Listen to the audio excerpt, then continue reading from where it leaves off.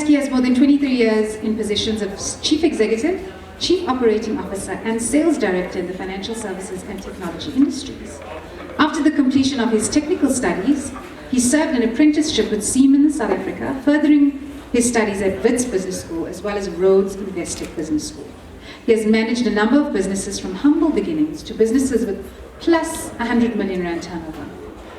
He is a turnaround and business growth strategist that thrives on creating business solutions. He has played a role in strategy formation for companies like the First Rand Group, Altec Group, Metropolitan, Bosch, Spescom, etc. And what really excited me was when I got to the end of his profile, which is really very impressive and makes you think, wow, this is someone we need to sit at the feet of and listen to. I love that his profile ended with saying, his motto is no sales, no business. And I think we could all relate with that to some extent. So without further ado, Mr. Caskey Ndaba. Thank you so much. Good evening, ladies and gentlemen. Good evening. Hi, just like I've been introduced, my name is Caskey Ndaba. I'm born and bred in Soweto and married to one wife.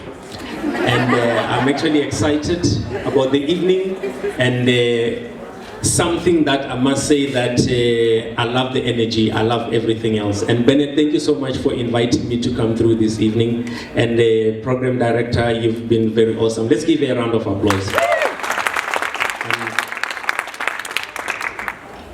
I know it's the evening, it's a little bit, I can see a couple of faces sleepy, others are trying to duck and things like that, so I'm going to cut to the chase and be as brief as possible.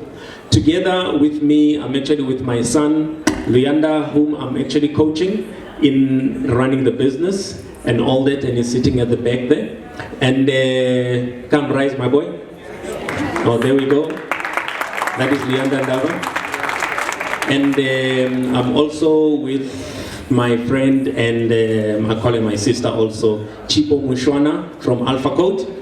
Chipo, please stand up. Oh, there she's waving, she's doing the wave thing and all that. Okay, I'm from a company called Decorum Investment Holdings, and here to share more about my journey, my experience, to actually assist the aspiring entrepreneurs and those who are newly established, and also those who are established and wanting to propel themselves and go forward.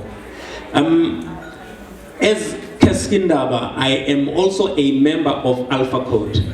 Alpha Code, for those who've got internet access, you can go to alphacode.club. It is something that I want to give just a minute for Chipo to come and just tell us about Alpha Code quickly, then you'll understand my context. Can we give a hand for Chipo quickly?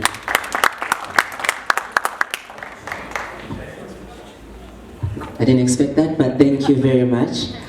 So I'll be brief so I don't take up too much time. My name is Chipo Mushwana, and I'm Head of Ecosystem Development and Management at Alpha Code. And Alpha Code is really, we're trying to find the next generation financial services entrepreneurs. We are powered and funded by Rand Merchant Insurance Holdings that have stakes in Discovery, Outsurance, MMI, and First Rand. And basically, we're looking to find the next Adrian Goban in financial services. So my role really is to create an investment pipeline for RMI. They've got R1 billion to spend. We're looking for 7, 8 investments that will be catalysts for the future of financial services entrepreneurs. There's certain themes that we're looking out for. Blockchain, which involves Bitcoin. You're looking at big data and algorithms. You're looking at platforms, which involves payments. You're looking at socialization of finance. Those are areas that are particularly interesting to us. And at Alpha Code, we've got different membership tiers. And Caskey is part of the BEE Center of Excellence, and he's a platinum member at Alpha Code. And with that being said, he's got office space at Alpha Code. We're situated at 2 Merchant Place, Freedman Drive in Sandton. Everything is free at Alpha Code. We don't make anybody pay. We've got big backers, so we're able to do that. But if you're a financial services entrepreneur and you think you've got really an innovative idea, something that you want to share with us, we're open to hear that from you. Thank you very much. She's got access to the checkbook, so you know which business to have to go get. All right, ladies and gentlemen, I want to talk to you about managing working capital. Something that a lot of entrepreneurs don't get right. And in my experience, what I have seen is that I was this entrepreneur you know, this drive. When you're an entrepreneur, you've got this thing inside you. You know, this spirit that is propelling you. This spirit that even your own family think that you've got demons. Because you want to leave the world of employment and go into this unknown thing that you are just dreaming about. And at the end of the month, you come to them and just say, can you help me pay my rent? You know? And then after that, they help you out, and then you go and then you hustle for the whole month and everything else, and they tell you try and get a job and everything else, and then after that you continue and you push and you push and you push because you've got this thing. I call it a spirit. It's a good spirit. That is a drive that is within you that nobody understands. Nobody understands you. And you're just thinking, but now what's wrong with me? No, there's nothing wrong with you. Everything is right with you. You just need to surround yourself with people that understand you. And forums like this are good forums because you won't find people who'll call you and say you've got something wrong with you. You need to go to Kanele and get some water or something like that. No, but it is something that will ensure that they acknowledge you and help you to grow. But there's this one thing. Why is it that a lot of entrepreneurs fail? Fail. And you find someone who was posting on Facebook how they've started and they've built their logo and they show you their logo, it's so nice and everything else. And 2 months down the line, they say, wow, I got a job at Game, I'm a cashier, wow, let's celebrate together and all of that. You're like, where's the logo?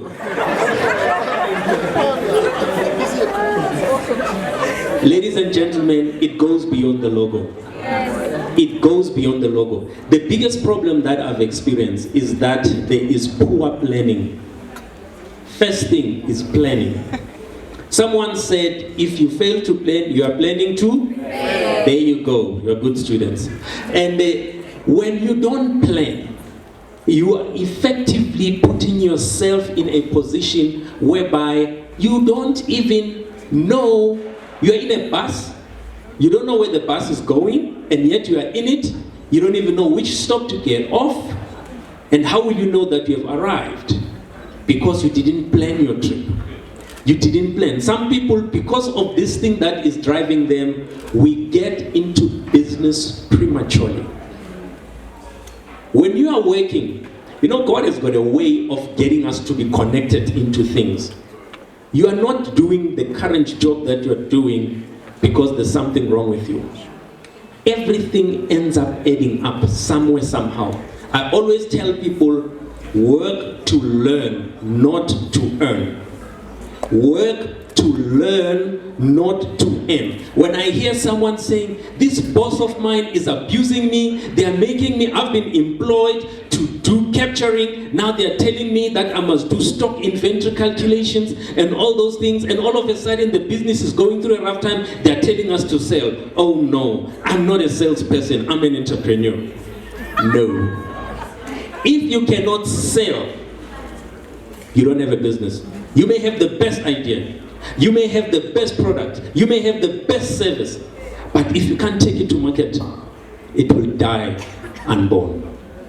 Therefore, when you are exposed into different things in a business, remember, where you are employed, you may be fulfilling a function, but when you are given an opportunity that other people call, my boss is using me, actually, you are being given an opportunity to expand your horizon, and then after that, what do? We complain, whereby we are being exposed. Therefore, the most important thing is, let us make it a point that we prepare ourselves properly. Let us not jump into things. Yes, you may have that business idea, but you know something about ideas. They are like a bus. There will always be the next one. So just because you are warming up, you are heated up about this thing and all of that thing, doesn't mean that you must jump now. Prepare properly. Make sure that you've got sufficient working capital to launch you and make it a point that your activity and your involvement in the business is a success, and properly so. You don't want to be a statistics of failure. You want to be a statistics of success. So that at the end of the day, because you've done your homework properly, then you are able to sustain yourself. I've seen a lot of people who would effectively complain, this government, these tenders, sometimes they take 12 months to pay. You see now, so many of us have gone bankrupt.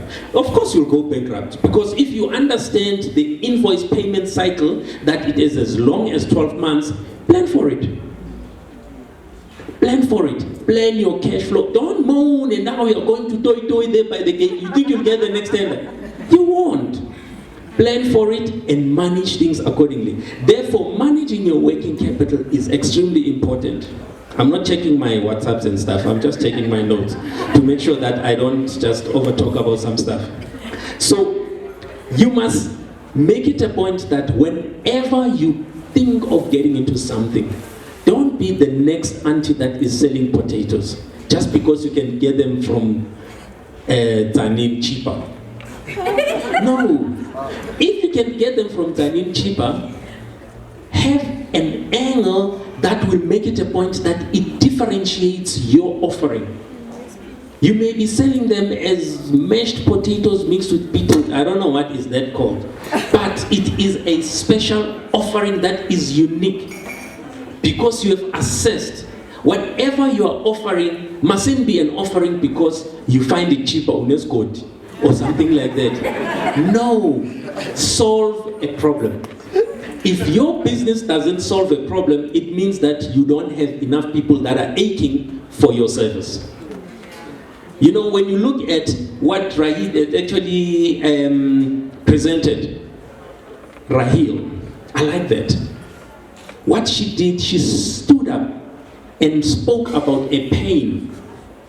And everyone raised their hands. Those were the sick people who said, yes, I've got the pain of not having an operational manual. When I'm not there, my team can't function and all of those things. And then she said, I have a solution for you. You get that? So whenever you come up with an idea, it mustn't be an idea because you saw somebody next door doing it and they were successful. Now you want to be successful. You so Ngwavuma Funerals is successful, now I'm going to open a funeral parlor. No. Why are you doing that? Let there be something that differentiates you. It mustn't just be something that is there. And I spoke about planning. Planning. I'll keep on talking about planning. Right in the beginning, in the middle, and towards the close.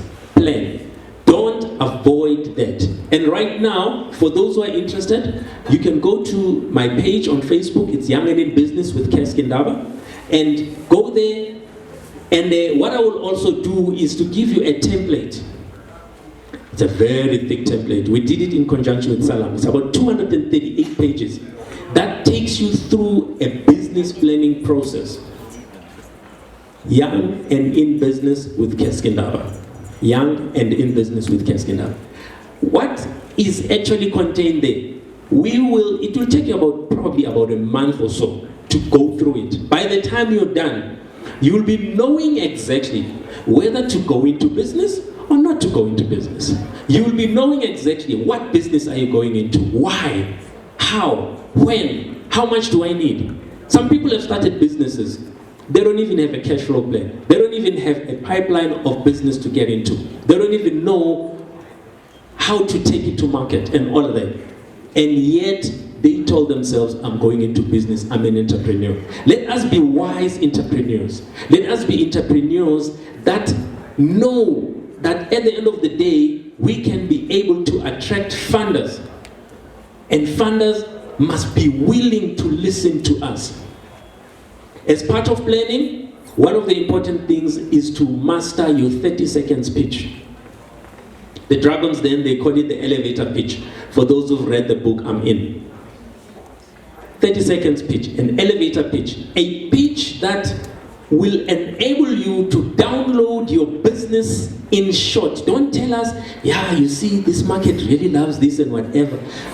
Get into that, where you identify what pain are you solving, how are you solving it, and how are you making money. We always forget that. How are you making money? And most importantly, how are you hoping to scale up? People don't invest in businesses that revolve around you. You have to create a business that is a system. When I'm saying system, I don't mean a machine. I mean a system, a method, something that operates whether you are there or not. It must be a system. And that system must be able to scale up. As Chipo was talking about, they are not interested in businesses that can do less than 100 million in terms of requirements for them to scale up. It's not because they want you to then change your requirements to 100 million and say, okay, now please talk to us. No, it's because we are saying, I need capacity to be able to build this engine to scale up. And then let us not be small thinkers, people. Whereby we're busy frying chips. Why are frying chips? No. Let us think of creating systems that will replicate and replicate and replicate. You know, it is so sad. Sorry, I'll talk a lot about funerals. I come from the funerals industry. Okay, and I worked as the CEO of 21st Century Life. And we just bury people, bury. And we call them units.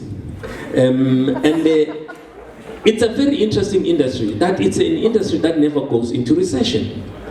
But it is so sad to see how many funeral undertakers collapse when the owner goes. Why? There was no scaling. There were no systems created for sustainability. Make it a point that whatever you do, you create a system that will ensure that you are sustainable. And they never rush to start. Plan. I did an apprenticeship with Siemens in my telecommunications day, and one of the things that we learned when we were doing a filing work was measure twice and cut once. Measure twice. In other words, take time planning.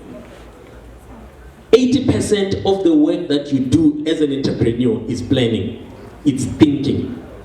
I remember some time when I was one of the executives at African Life, I was sitting through the window looking and thinking about something I wanted to do in the department.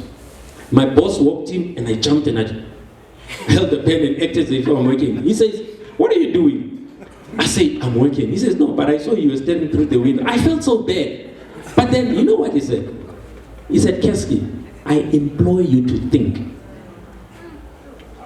Therefore, 80% of your job as an entrepreneur is thinking. Spend time thinking. Analyze, check, verify. That is why sometimes what do? We end up employing our bodies. We end up employing people that are going to pull you down. Make it a point that when you choose your suppliers, this one, my first business collapsed. I mean, I knew I had this thing. I turned over 5 million in my first year. No experience, nothing. But I collapsed. Why? I chose the wrong supplier. Hey, BEE, yes, BEE. But make it a point that there's capacity and ability. Do an application of the 80-20 rule. 80% of the people supplying you must be people that are able and well-tested and proven to do the job. Then you can give the 20% to the aspiring, okay, I want to help them, kind of thing.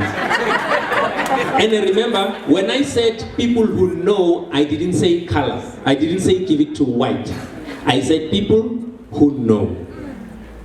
It's very important. And the same thing applies when it comes to people you employ. Don't employ Smoky because she is unemployed sitting at home. 80% of the people you appoint in your business must be people with the right skills. Must be people who have got what it takes to take you forward. And 20%, you can do but my thing is, make it a point that you don't compromise. Sometimes you may think that you are saving by, Sisakala, we're just starting out, so we'll just grab these people. That's what will bring you down. Rather, in your planning, remember, you do that because in your planning, which was going to inform when you start.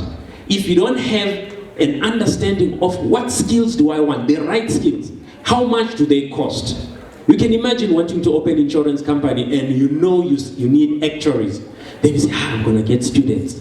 Yeah, you see students, at least the third year, at least they know mathematics. If you need an actuary costs an arm and a leg.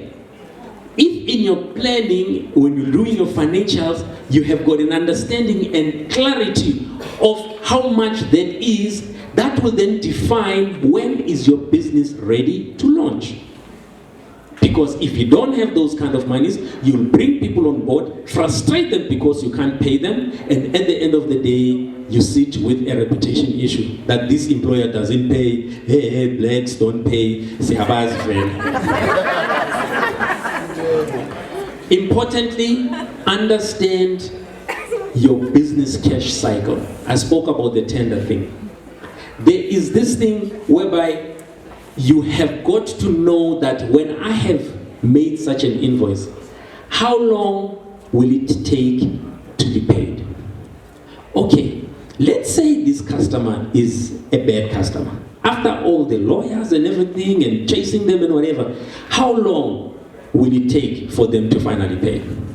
Now, that new date, that is the clear definition of your cash cycle. Don't run a business based on hope. Base it on fact. Worst case scenario. So that you know that you have got a financial cushion that will keep your business going between the time you've done the work and the time the money finally comes.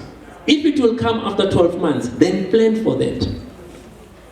If you're saying, no, I don't have, then you're not ready. Let's be real. Sometimes we step into things prematurely. Just like how a lot of people do it.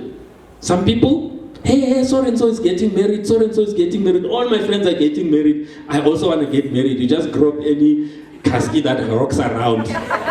You know? The issue is not about getting married. The issue is about staying married.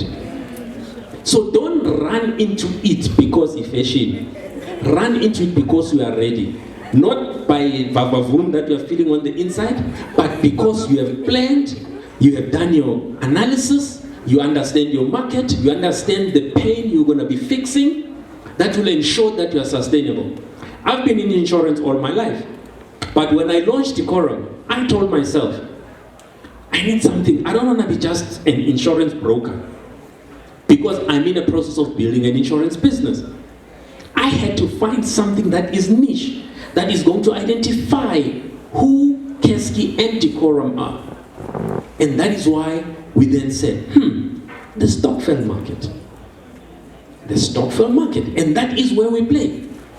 You know, when you are a strategist, you know that when you go hunting, you are hunting for fat, brown pig with red eyes. When you see small, white, pig-looking like things flying around, don't say, hey, at least I've got something. No, it's not yours. Leave it alone. Look for fat, brown pigs with round eyes, and that's what you shoot. Know your game. So we defined ourselves and said, we're entering the Stokvel market.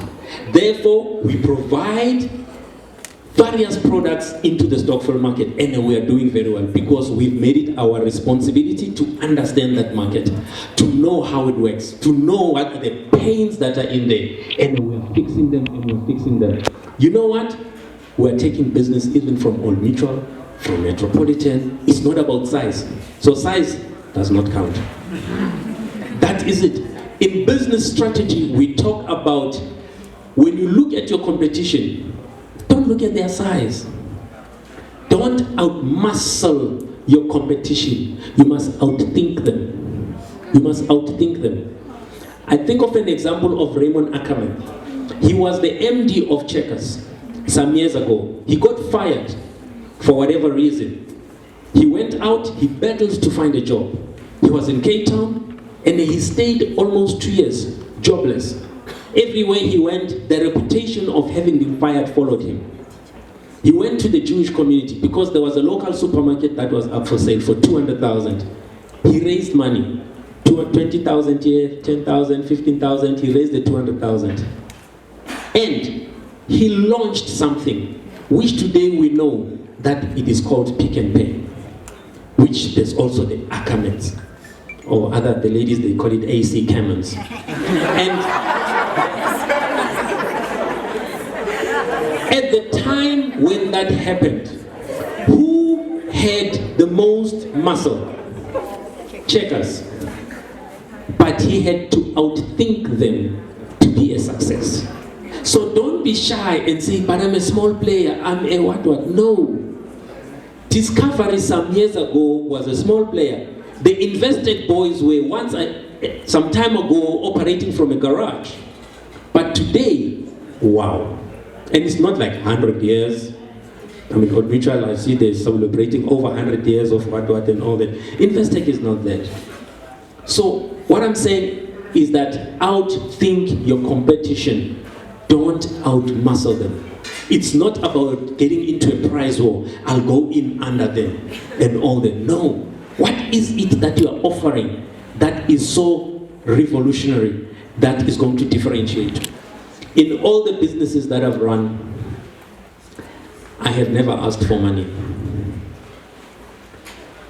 When you are desperate for funding, you are likely to give a big part of your equity for nothing. Rather plan and find money somewhere, somehow, and all that. And don't be too desperate. And at the same time, I'm not saying lie back and not seek funding when you can see that this thing really needs something. The important thing is have insight. Know exactly what is it that you are looking for and what are you willing to give up. And when things show that they are outside of what you are looking for, be prepared to walk away.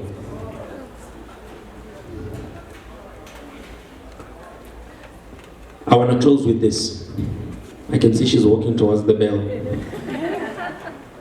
Avoid working from hand to mouth. Avoid working from hand to mouth. That will kill you. That will get you to lose good stuff. That will get you to lose good suppliers. That will give you a bad reputation out there to say, don't deal with Caskey, he doesn't pay. How many of us here can put a hand in our hearts and say, me, I'm good? Why? We've got a hand to mouth thing. We're waiting for this invoice to be paid so that we can do something else. That on its own is a sign that your planning has been poor. So measure twice, plan, analyze, and then work. Don't just rush. Thank you, ladies and gentlemen.